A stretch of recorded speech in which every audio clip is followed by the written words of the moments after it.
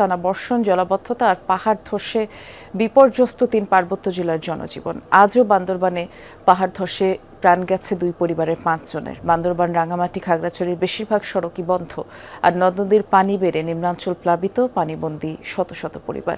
যোগাযোগ বিচ্ছিন্ন সাজেকে প্রায় ৪৫০ পর্যটক আটকে পড়েছে।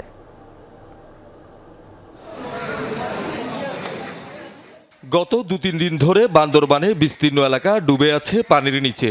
সাঙ্গু ও মাতামুহুরী নদীর পানি বিপদসীমার উপর দিয়ে প্রবাহিত হচ্ছে। বান্দরবান সদর থেকে রাঙ্গামাটি, চট্টগ্রাম সহ অভ্যন্তরীণ উপজেলা সড়কগুলোর সাথে যোগাযোগ বিচ্ছিন্ন। বান্দরবান কেরানীহাট সড়কের লাল ব্রিজ এলাকায় পাহাড় ধসে পড়ায় বান্দরবান কেরানীহাট সড়ক বন্ধ। উভয় পাশে আটকা পড়া যাত্রীরা বিপাকে। ফায়ার সার্ভিস কর্মীরা ঘটনাস্থলে গিয়ে মাটি অপসারণ শুরু করে।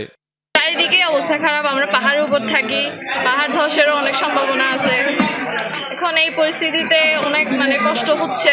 আমাকে সকালবেলা স্টাফরা ফোন করা হয় যে পানি উঠে গেছে, উঠানে চলে আসছে, তো স্যার তাড়াতাড়ি ওই যে জিনিসপত্র সরাতে হবে। ওই জন্য আমি বেশি পানি হয়েছে, আমরা এখানে চলাচল করছি, অনেক কষ্ট হচ্ছে, ঠিক মতো নৌকা পাওয়া যাচ্ছে না, পরিস্থিতি বেশি খারাপ।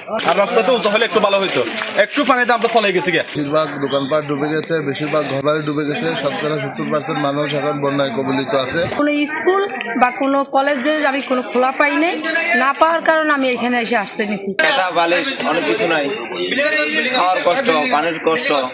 ভোরে বান্দরবানের লামা আজিজনগরে মিশন পাড়ায় পাহাড় ধসে মাটির নিচে চাপা পড়ে মৃত্যু হয় স্বামী, স্ত্রী ও তাদের ৫ বছর বয়সী সন্তানের। ১.৫ ঘন্টা পর একই এলাকায় আরেকটি পাহাড় ধসের ঘটনায় স্বামী স্ত্রীর মৃত্যু হয়। রাঙ্গামাটি, বাগাইছড়ি, মারিশা, দিঘিনালা সড়কের ৩ কিলোমিটার এলাকায় রাস্তা ধসে যানবাহন চলাচল বন্ধ হয়ে যায়। চন্দ্রগোনা, বাঙ্গালহালিয়া সড়কেও পাহাড় ধসের ঘটনা ঘটে। রাঙ্গামাটিতেও পাহাড়ি ঢলে এবং নদ নদীর পানি বেড়ে প্লাবিত হয়েছে নিম্নাঞ্চল। চরম ভোগান্তিতে এসব এলাকার মানুষ। কাপ্তায়ে বন্যা ও পাহাড় ধসে ক্ষতিগ্রস্ত এলাকা পরিদর্শন ও ত্রাণ বিতরণ করে সংসদ সদস্য দীপেন দেওয়ান। বাগাইছড়ির সাথে দিঘিনালার সম্পূর্ণ যোগাযোগ, বাগাইছড়ির সাথে গোটা বাংলাদেশ যোগাযোগ বিচ্ছিন্ন।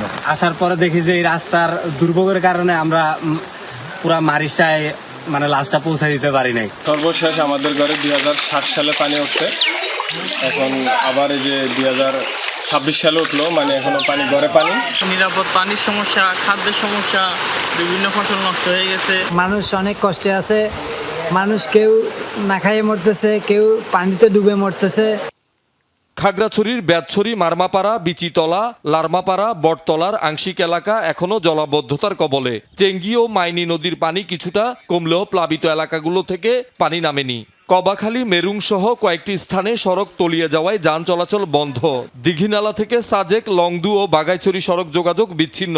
ফলে সাজেক পর্যটন কেন্দ্রে আটকে আছে 4.5 শতাধিক পর্যটক। দিঘিনালা 33 কেবি বিদ্যুৎ উপকেন্দ্রে পানি ঢুকে পড়ায় পুরো উপজেলায় বিদ্যুৎ সংযোগ বন্ধ। বাড়ি পানিতে একদম ডুবে গেছে, চাল পর্যন্ত পানির নিচে। কেউ কেউ নিজের আত্মীয় স্বজনের বাড়িতে গেছে, কেউ কেউ আশ্রয়কেন্দ্রে আশ্রয় নিচ্ছে। তো খুবই দুর্ভোগে আছে আমাদের এলাকার মানুষজন। রান্না বাড়া নাই, খাওয়া নাই, মনে করে গরু বাছুর শহীদুল সুমন, যমুনা নিউজ।